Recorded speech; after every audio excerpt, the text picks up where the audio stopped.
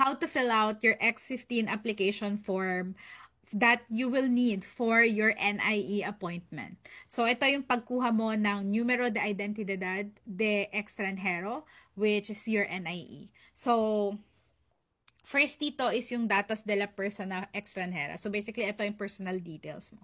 So make sure you have your passport ready. So nakikita mo naman dito, i-copy mo lang basically kung ano yung nasa passport mo. Lahat ng details from there, yun yung i-copy mo.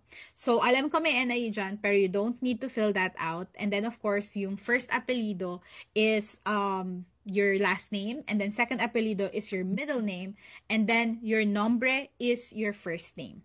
And then for sexo, it will be either X or not applicable, or H, which is male, and M, which is female. So yun yung equivalent niya kasi in the Spanish language. So don't forget about that as well. And then since this is a Spanish form, you have to follow the EU's way of doing things. So the EU's way of doing things is basically here on the fecha de nacimiento, which is your birth date.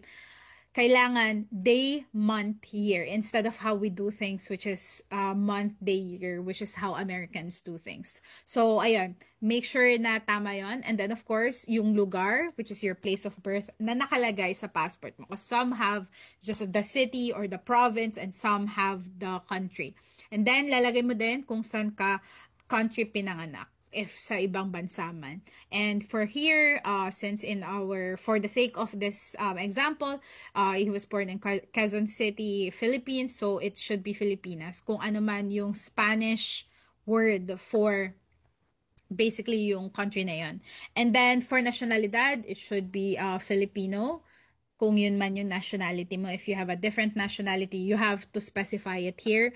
And for Estado Civil, S means single, C is for married, V is for widowed, and D is for divorce, SP is for separated. So make sure na you're guided through picking your civil status basically.